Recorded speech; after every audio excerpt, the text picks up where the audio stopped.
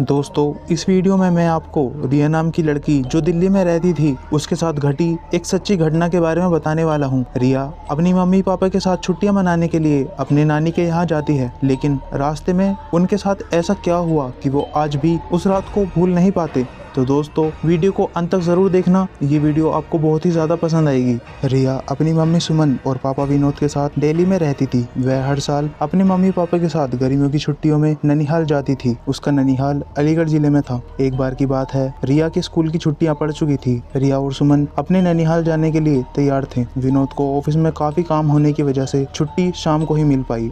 दिन ढल चुका था। सुमन ने कहा, अब रहने दो, अब जाने का समय नहीं है, सुबह होते ही हम अलीगढ़ के लिए निकल जाएंगे। इस पर विनोद ने कहा, हमारे पास खुद की कार है, दिन ढल गया है तो क्या हुआ, हमें कौन सा वाहन बदलना है। रिया भी जिद करने लगी। रिया और विनोद के बहुत जिद करने पर सुमन जाने के लिए तैयार तो हो गई थी, लेकिन अंदर ही अंदर न जाने क्यों उसका मन घबरा रहा था। अब रात हो चुकी थी और इन लोगों की गाड़ी सड़क पर चले जा रही थी। रात की वजह से सड़क पर वाहनों का आना जाना भी कम हो गया था। विनोद कार चला रहा था। सुमन और रिया पीछे की सीट पर बैठे थे। जिस गाँव में उन्हें जाना था वह गाँव अलीगढ़ से करीब 20 किलोमीटर आगे था। वह अलीगढ़ पहुंच चुके थे। आगे का रास्ता कच्चा और सुनसान था, वहाँ कोई आता जाता भी नहीं दिख रहा था। गाड़ी अब कच्चे रास्ते पर चले जा रही थी। थोड़ी ही दूर चलने पर गाड़ी अचानक रुक गई। रिया ने विनोद से पूछा, पापा क्या हुआ, गाड़ी बंद क्यों हो गई। विनोद ने कहा, पता नहीं बेटा, उतर कर देखना पड़ेगा। सुमन ने कहा, जल्दी देखो और यहाँ से चलो, कितना सुनसान रास्ता है, मुझे कुछ ठीक नहीं लग रहा। कार से उतरकर विनोद ने गाड़ी के बोनट को खोलकर देखा, लेकिन गाड़ी में कहीं कोई कमी नहीं दिख रही थी।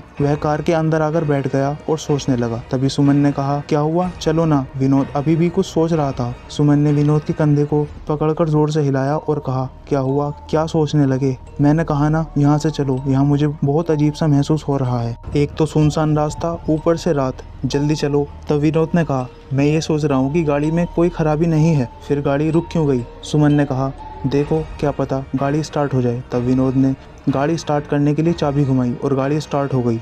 अब कार दोबारा उस रात के अंधेरे को चीरते हुए फिर आगे बढ़ने लगी। अभी थोड़ी ही दूर कार चली थी कि रिया चिल्लाई, मम्मी। एकदम से विनोद ने कार रोकी।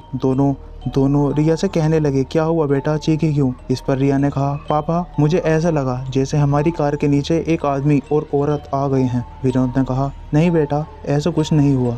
अगर कोई आदमी और औरत हमारी कार के नीचे आ जाते तो हमें भी पता चलता, और वैसे भी रात बहुत हो गई है, मुझे नहीं लगता ऐसे में इस रास्ते पर हमारे अलावा कोई और होगा। रिया की आंखें डर से फटी हुई थी और वह कह रही थी, नहीं पापा, ट्रस्ट मी, मैंने देखा है उन आदमी और औरत को। सुमन ने कहा, गाड़ी थोड़ी तेज चलाओ। गाड़ी की रफ्तार विनोद ने तेज कर दी। तभी कार के शीशे में विनोद को एक डरावना चेहरा दिखाई दिया। उस डरावने चेहरे को देखते ही विनोद का हाथ स्टीयरिंग से छूटा और गाड़ी का बैलेंस बिगड़ने की वजह से गाड़ी इधर उधर चलने लगी। जैसे तैसे करके विनोद ने अपने आप को और गाड़ी को संभाला। तभी सामने एक औरत और आदमी दिखाई दिए जो गाड़ी रोकने का इशारा कर रहे थे, लेकिन विनोद ने गाड़ी नहीं रोकी बल्कि गाड़ी की रफ्तार और तेज कर ली, क्योंकि अभी तक तो वह रिया की बात पर विश्वास नहीं कर रहा था। और अचानक से उन दोनों आदमी और औरत को ऐसे कार के सामने आना और लिफ्ट मांगना सुमन और विनोद को डर से भर देने के लिए काफी था। विनोद तो पसीने से लथपथ गाड़ी को अंधाधुंध रफ्तार में भगाया जा रहा था। तभी ये क्या, वह औरत और आदमी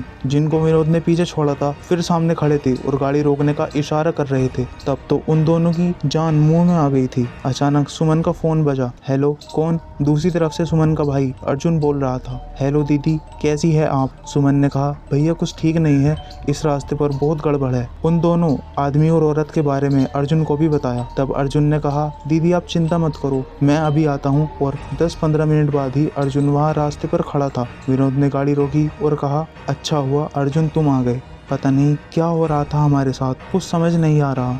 अर्जुन ने कहा, कोई बात नहीं जीजा जी, मैं आ गया हूँ ना, अब आपको कोई प्रॉब्लम नहीं होगी। अर्जुन भी अब कार में बैठा और कार घर की तरफ चल दी। सुमन, विनोद और रिया का डर अर्जुन के आ जाने से ही हवा हो गया था। अब सब लोग घर पहुँच चुके थे। अर्जुन ने कहा, लाइए जीजा जी, कार की चाबी मुझे दे दीजिए, मैं पार्क करके आता हूँ, आप अंदर जाइए। विनोद ने कहा, ठीक है, और चाबी अर्जुन को दे दी।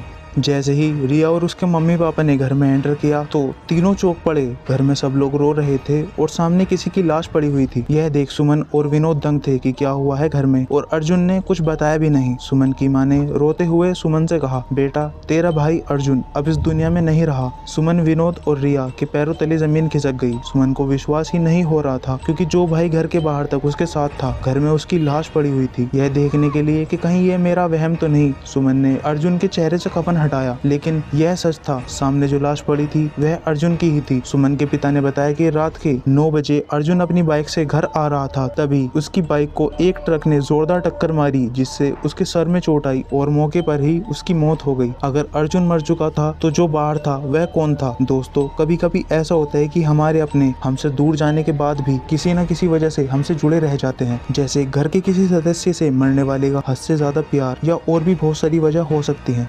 तो दोस्तों, आपको ये वीडियो कैसी लगी? इस कहानी के बारे में मुझे अपनी राय देना मत भूलना। अगर आपको ये वीडियो पसंद आई हो तो वीडियो को लाइक, चैनल को सब्सक्राइब और शेयर करना मत भूलना। मिलते हैं अगली वीडियो में।